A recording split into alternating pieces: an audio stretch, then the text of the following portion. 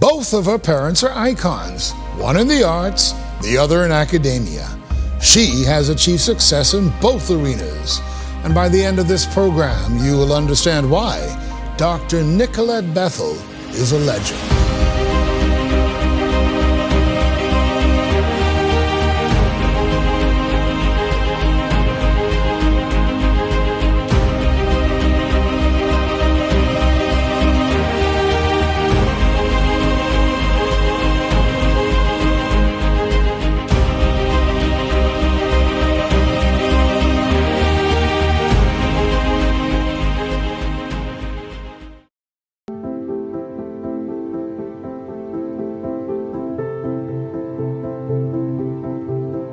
That roof up there, that's a leak,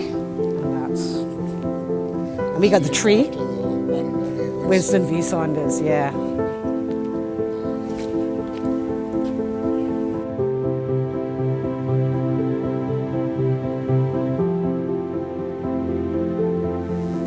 Dr. Nicolette Bethel, this is a really special space, isn't it? Yeah, it is. This is really where I guess you could say Bahamian theater became itself.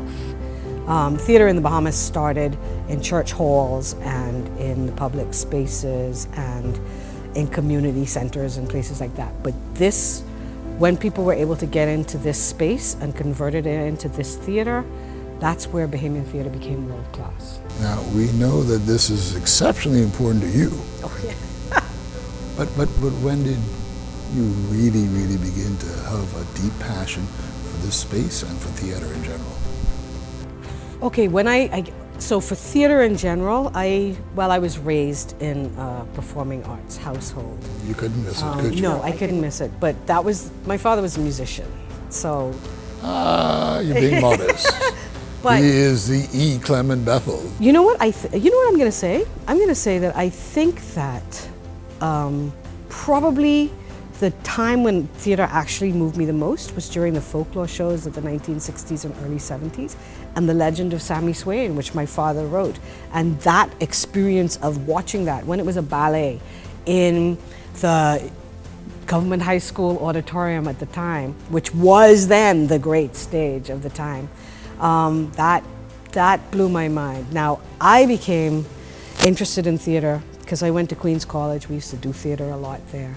But that was just sort of like, I wanted to be a performer. I didn't know how theater was made.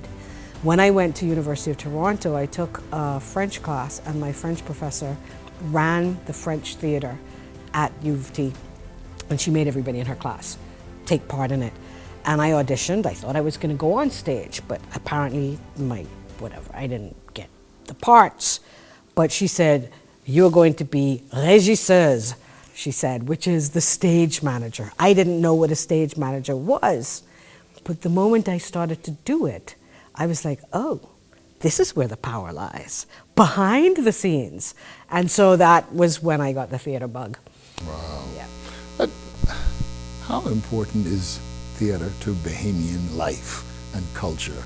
You know, we know about John Canoe, we know about some Bahamian music, even though I don't think that we really give that what we should. Mm-hmm. But theater, I think, falls far behind. But isn't there sort of like a new surge in excitement and desire to be on the stage from Bahamians? You know, I don't think that is at all a new thing. I think the opportunity is what's new again. Bahamians are theatrical people. You just have to watch people talk to each other, watch people have a discussion. Doesn't even have to be an argument. The arguments are just as good. But any Bahamian gathering, we are just expressive, performative people. And so theater has been part of what we've done. Now, you could say that's true of the whole of the Caribbean, of all African countries and societies and so on. But for some reason, the Bahamas, possibly because we had a long-standing and vibrant storytelling tradition, which only would have gone away when we got electric light, which would have happened after 1967. So that means that most of our grandparents and great-grandparents grew up with kerosene. Talking about kerosene lamps, I can see them vividly now. You know what I mean? And that was how we got our start. So we had that already. So moving it onto stage and changing the format a little bit I think was just very natural for Bahamians. And during the 90s and the 2000s, there have been a lot of other things that people have been interested in, film and cable, and theater moved into the churches at that time.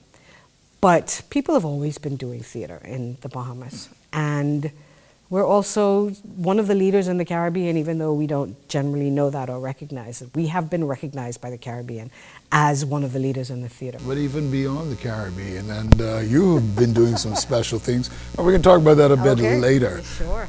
But let's talk about some of the fantastic and historical performances that have been put on here over the years. Well, where do I begin? There would have been in the 60s and the 70s and the 80s, anybody who was into musicals, like Rodgers and Hammerstein, yes, Oliver, whatever. Were we both in that Oliver Yeah, thing? I think we would have been both in Oliver. Musicals used to happen on this stage all the time. The Nassau Amateur Operatic Society, Queen's College, other schools, but other schools had their own auditoriums, right? But QC used to perform here. And so the musicals that people went to see, they were done on this stage. So I guess that would be one of the big things. The Legend of Sammy Swain was turned into a folk opera here. It started off life as a ballet, and then in 1983, for the 10th anniversary of independence, it was restaged and written as a folk opera, which would be the version that people would have seen in the 80s and in the 2010s. Things like the opera, like the real opera, the grand opera, the only grand operas to date in the English-speaking Caribbean, Cleophas Adderley's Our Boys, was developed and performed on that stage. Winston Saunders, You Can Lead a Horse to Water. But it's not just Bahamian stuff. Trevor Rohn, if anybody knows who Trevor Rohn is, one of the foremost Jamaican playwrights, premiered his play Old Story Time on the Dundas stage. So this is really a heritage place for us. For not only for us, For the but region. for the whole Caribbean, for the region, absolutely. We've had all kinds of world-class performers on here. We hosted the Globe to Globe Hamlet in 2014 on the Dundas stage. And we have developed our own stuff. We developed, just before we closed down for the pandemic, 2 years before it, 1 year before it, we did The Real Thing, Eddie Menace's musical. It was right there. So You're finding a lot more young Bahamian artists now trying to be directors, actors, playwrights. Yes. We're working. I mean, that's something that we've intentionally tried to do through Shakespeare in Paradise in particular, and the work in the Dundas. We're trying to train young Bahamians not only in acting, but in directing. That's a big deal. And in the production of theater. Theater production is a really specialized skill, and it requires you to center the human being and the human voice, and that makes it very different from concert and other kinds of production, which is all about amplification. And this is not about amplification. This is about making the human shine. So having a light is much more subtle and much more important in theater, because you want to make sure that you can see people's expressions and they can be conveyed. You're not trying to do fancy stuff, right? When it calls for fancy stuff, you can be theatrical and do spectacle. But lighting is a very simple thing. Sound amplification is a very, very specialized thing and really touchy in theater, because you never want to overwhelm the human voice. You're a global citizen. And you're amazing. You and your brother, of course, you embody both of your parents' talents, and both of them really, and I hate to use the word icon, but they are. They are. And they're legendary. Your mother, Dr. Bethel, and of course, like I said, your father, E. Clement Bethel. Now you were a recipient of a United World College Scholarship. Yeah. Were you the first, or you definitely? No, I wasn't the first. I was in the early years, but I wasn't the first. So I was one of the first, but not the first, to go to Canada. So the United World Colleges are international colleges that are set up around the world. Now there are over 20 of them. When I was there were 3. There were 3 of them. And I went to the one in Canada, Lester B. Pearson United World College. Before that, people were mostly sent to Atlantic College in Wales. And the third college at that time was in Singapore. And I got the scholarship in 1979. So I went to Canada and lived on Vancouver Island for 2 years. We're going to take a break right now, and after that break, we're going to talk about how that helped to shape your life, and then the next stages of your life right after this. Stay with us on Legends. We're speaking with Dr. Nicolette Bethel.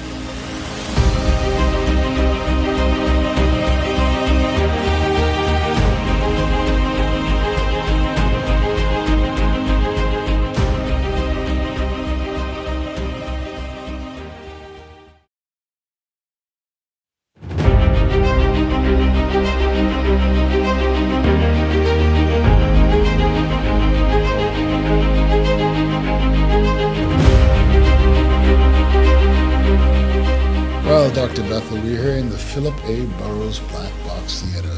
Carries your husband. That's right. This was initially intended to be a practice or training theater. Yeah. So basically, this building was put in place when the Dundas was renovated and repurposed as a theater from the multipurpose space that it used to be. When the main theater was done, they built this building in the back to be, half of it would be a workshop to build the sets, and this side was a rehearsal hall. And this is where we rehearsed most of the stuff that took place up until 2014. But Philip always had the vision to turn this into a black box theater, which is a small, dark space that has a flexible usage that is intimate. And when, in 2014, our company, Ring Play Productions, became the managers of the theater, Philip was like, okay, we're going to build the black box. And that's what we did. So this space was built in 2014. And how many performances here? I mean, from 2014, I don't know, 100 or more. But since, let's just take it from the pandemic, since we reopened. So we were closed down for 18 months from 2020 to the end of 2021.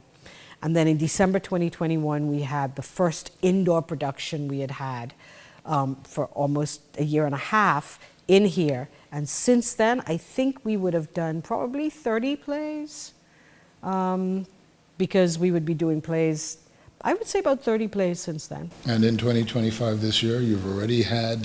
We've already had one. Yeah, we're going to have another 9 to 10 plays in here. Well, maybe, yes, in here, let's say, because it's going to take time for that space to get functional again if we get the investment.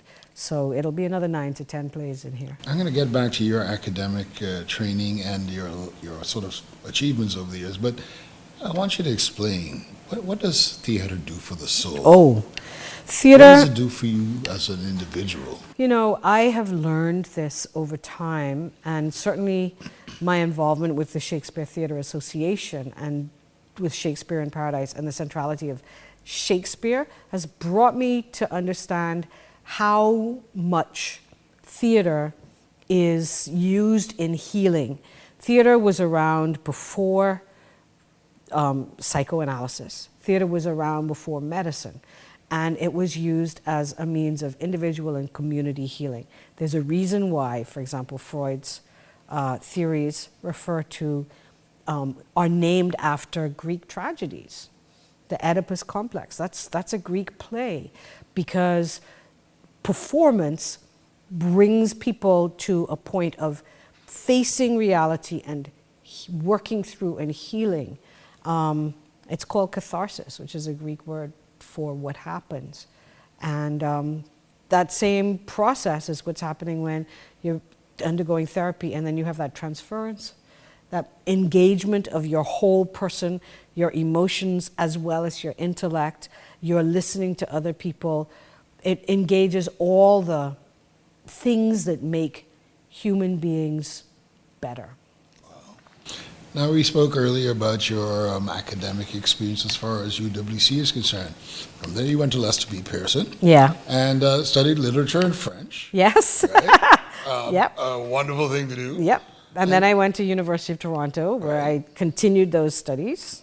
And then you And then went to Cambridge. Then I went to the University of Cambridge, yeah.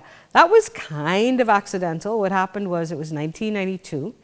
And it was the 500th anniversary of the landfall of Christopher Columbus on this side of the world. And people were celebrating that at that time. Maybe we wouldn't do quite the same, But because of that, Cambridge offered scholarships to the Bahamas. The Bahamas at that time was too wealthy to qualify for regular scholarships from Cambridge. We've heard that excuse so Right? many times in so many different areas. Yeah, but in 1992, Cambridge said, oh, the Bahamas is the place where Columbus landed. Let us give scholarships. And I was actually asked to apply because there were a number of people who took up the undergraduate opportunity, but nobody was taking up the graduate opportunity. So somebody called me up and said, you know, there's a scholarship to Cambridge. I think you should apply. I was like, I don't really know what I want to do. But you did social anthropology. I did do social anthropology. What led you there?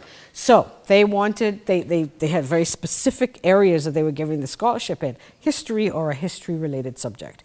Now, I loved history, but I felt that history had been well covered by people like Gail Saunders and so on, and I thought that there were areas of the Bahamas that were not covered because history is documentary, right? And all the documents are in Nassau. What about the rest of the Bahamas? What about the rest of the archipelago? So I thought, okay, well, maybe I'd like to look at anthropology. Anthropology seems to be able to fill in gaps where history can't go.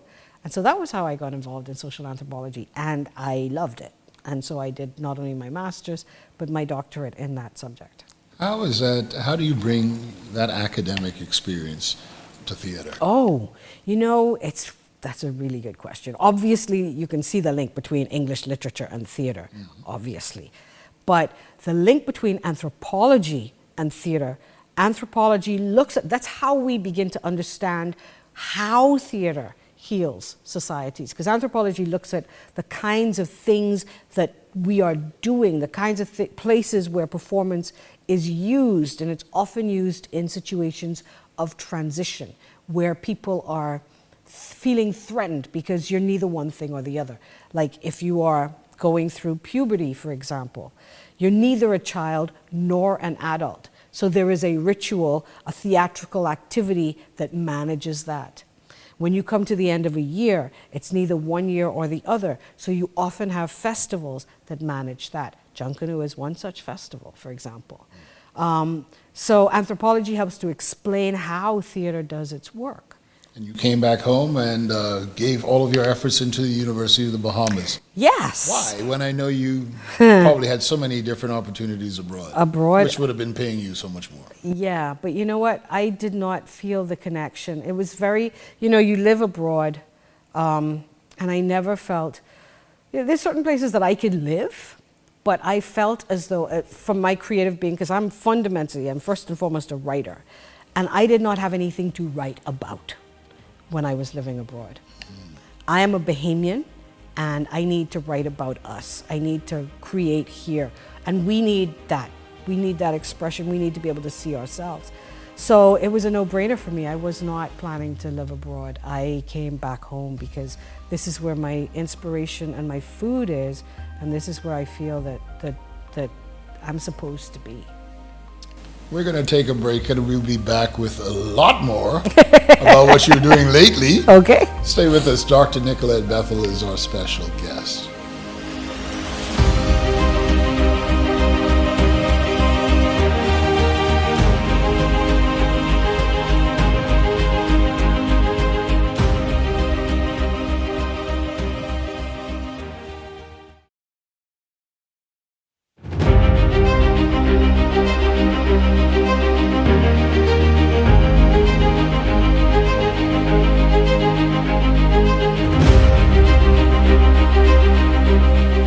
Welcome back.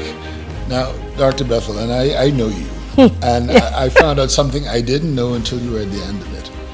For the past 2 years, you were really the big person at the San Francisco Shakespeare Theater. It was actually the Shakespeare Theater Association, and the conference was held in San Francisco. The conference moves around.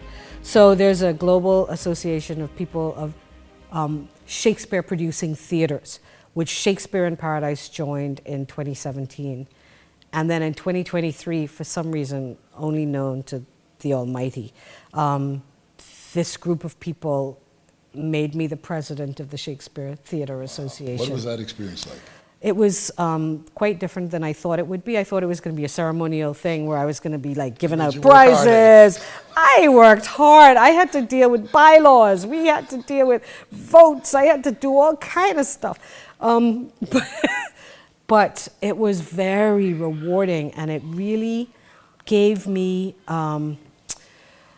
what really humbled me was how much the people in this global association thought of Shakespeare in Paradise. We hosted the conference in the Bahamas in 2023 at the beginning of our 50th anniversary year, right? And they had the opportunity to see some of the work that we do, and we also were their hosts. And they really gained a lot of respect. They were very impressed with the work that we do.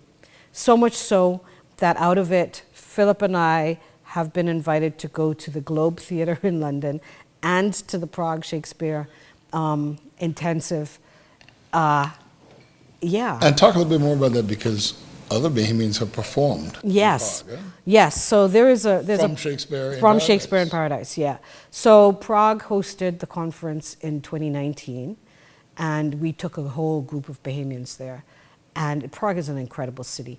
The Prague Shakespeare Company does most of its work in English, but not all of it. And they really want to get a global reach, so they really reached out to us. And in 2019, because we were there in January, and that summer, two of our actors, Patrice Francis and Giovanna Hepburn, went to Prague, and they have been going every year since. Wow. And then after the pandemic, we also continued to send Bahamians. So we are now developing a relationship between them and us, and we're sending people there for their training and their exposure. So Bahamian Shakespeare really is global now. Shakespeare in Paradise is global, and what really amazes me is how strong our reputation is. People really appreciate what we're doing, not just on the Shakespeare side, but also on the local side. The thing that the audiences, that the conference goers saw was Music of the Bahamas. Wow. And they were blown away by that production. They were just amazed by it. And in fact, that production is supposed to, as a result of that, is supposed to be performing at the Orlando Shakespeare Festival. So really, this is a tourism tool too. Yes, it is, absolutely. So they are putting it together. It's going to go to Orlando over the October 1st weekend. That's the plan. Got to talk about, of course, how the adaptation from the American Shakespeare Company of Hamlet Yes. 50/50. Yes. And the first time performed outside of the United States? Outside of the United States, right. And the second time performed. Wow. Yeah. So we decided we were going to do Hamlet, which is a heavy lift. And I was like, I have no idea how we're going to do Hamlet. And then I went to the conference last year, and there was a presentation about Hamlet 50/50, which is evening out the women and the men in Hamlet, because in the traditional Hamlet, Hamlet has like 75% of the lines. And these lines are distributed across his various women. And I read this play, and it's Shakespeare's words, and I thought, but this is way more exciting than the Hamlet I ever saw before. I want to produce this. And I told the writers, and they gave us as much leeway as possible. They came to see it, and they really loved the production. So did I. I thought it was an amazing production. Julian, you were in it. And I was on it. Really enjoyed it. I'll ask you this. I was going to ask you what your proudest achievement is, but I won't, because I don't think you've actually accomplished it yet. Oh, I think there's so much more to do. But okay. My final question to you is, what are your dreams for Bahamian theater generally? Specifically, Shakespeare in Paradise, and really for the country? So for Bahamian theater, it is well past time for Bahamians to be able to make a living in theater. We have a huge tourist market. There is no good reason why the Bahamians who want to cannot be full-time employed in theater. Nobody who's full-time employed in theater makes a whole lot of money. I shouldn't say nobody. Very few people who are full-time in theater make a lot of money. But there are opportunities. But you can make a living. And I want that to happen. I want there to be a profession that you can go into and be an actor in the Bahamas. 20 years ago, you couldn't be a visual artist easily. Now you can. So that's my vision. And I guess that's the vision for the country as well. The country needs that. We need that. I couldn't agree with you more. right? And for this place can do it. And of course, we hope to be back in the original theater at some point soon. Absolutely. Thank you. Dr. Nicolette Bethel, thank you so much. Thank you, Julian. Great. It's And been thank great. you for joining us.